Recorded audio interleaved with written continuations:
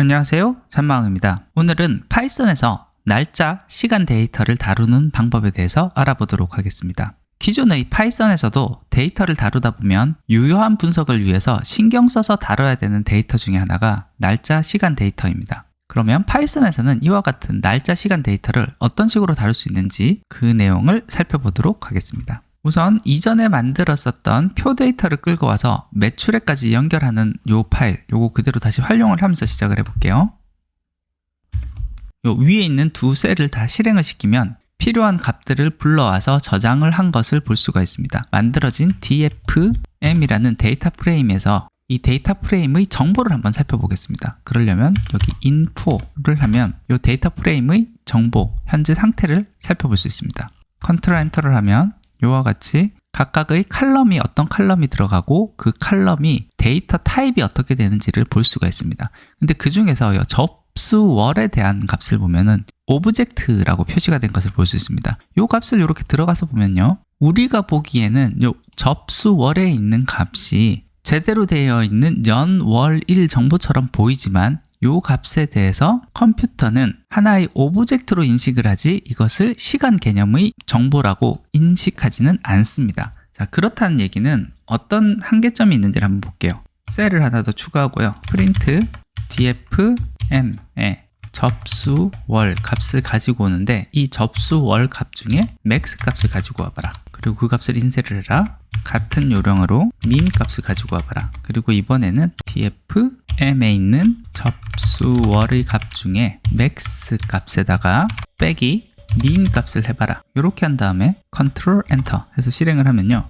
max 값, 즉 가장 최근 날짜에 대한 정보와 min 값, 가장 오래된 날짜에 대한 정보는 제대로 가져오는 것을 볼 수가 있는데요, 요것도 정확하게 따지고 본다라고 하면 텍스트 문자를 해석해서 가져온 값이지 이게 정확한 날짜 개념까지 이해하면서 가져온 값은 아닙니다. 그렇다 보니 요 세 번째에 들어가 있는 이 수식에 대해서는 스트링과 스트링에 대해서는 마이너스 계산을 할 수가 없다라는 에러 메시지가 뜨는 것을 볼 수 있습니다. 이것은 앞에서 봤던 접수월이라는 정보 자체를 어떤 시간 개념이 있거나 어떤 숫자로 표현할 수 있는 내용으로 인식을 하는 것이 아니라 하나의 문자열로 인식한다라는 것을 알 수가 있습니다. 그래서 이 부분을 보완하기 위해서 사용 가능한 것이 판다스에서 제공하는 toDateTime이라는 변수입니다. 이 변수를 사용하게 되면은 변수 형태가 dateTime이라는 형태로 시간 개념을 가지는 변수로 변환되게 됩니다. 셀을 하나를 추가를 하고 dfm의 접수월에 대한 정보는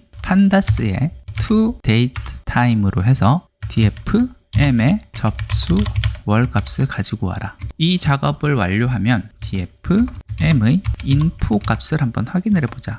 그리고 여기 있는 요 수식, 요거 이번에도 한번 구해보자. 이렇게 해서 컨트롤 엔터를 눌러보도록 하겠습니다. 맨 앞에 있는 요 작업을 빨리 완료를 했고요, 아래에 있는 결과를 확인을 해보면 접수월이 데이트 타임이라는 형태로 데이터 타입이 바뀐 것을 볼 수 있습니다. 데이터 타입이 이제 날짜 인식을 하는 형태로 바뀌었고요.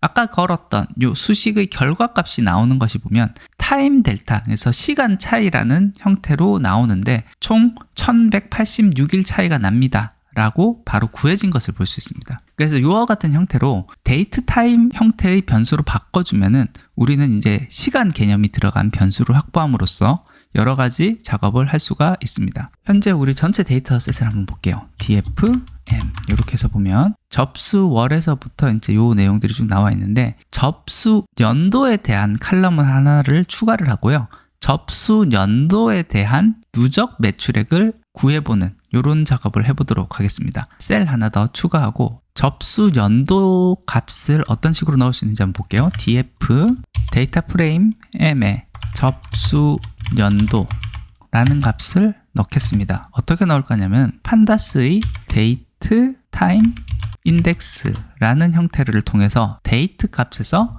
필요한 값을 취출해서 집어넣는 방식으로 만들겠습니다. 여기 넣는 값은 데이터 프레임 m에 접수월에 있는 시간 정보를 기준으로 할 건데 연도 값을 가지고 와서 여기 이곳에 집어넣도록 하겠습니다. 그리고 dfm을 해서 어떤 식으로 나오는지 결과를 한번 확인해 볼게요. 이렇게 접수 연도라는 칼럼이 하나가 추가가 되면서 이곳에는 접수월에 있는 연도 정보가 제대로 박히는 것을 볼 수 있습니다. 자, 그럼 요것을 그대로 이용해서 그룹을 한번 만들어 볼게요. dfg 해서 그룹으로 만들어진 파일 하나 만드는데, 이곳은 dfn 원래 있었던 파일에서 대괄호 한번 더해서 여기는 접수 연도 이름 매출액 이라는 값을 가지고 오는데, 이곳을 다시 그룹 바이로 묶어서 괄호 대괄호 접수 연도와 이름 기준으로 그룹핑을 해서 매출액의 썸을 구해보자. 이렇게 한 다음에 df 데이터 프레임 g 이렇게 해서 결과 값을 한번 보자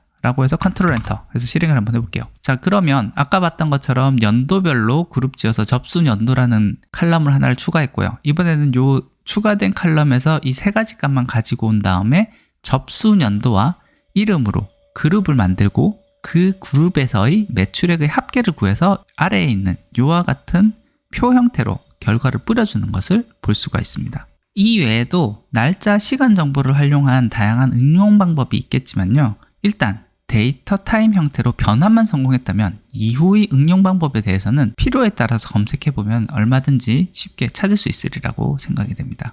예, 오늘은 이렇게 파이썬에서 읽어온 문자열에서부터 날짜, 시간 데이터로 어떻게 변환하고 그것을 어떤 식으로 다룰 수가 있는지에 대한 내용을 살펴봤습니다.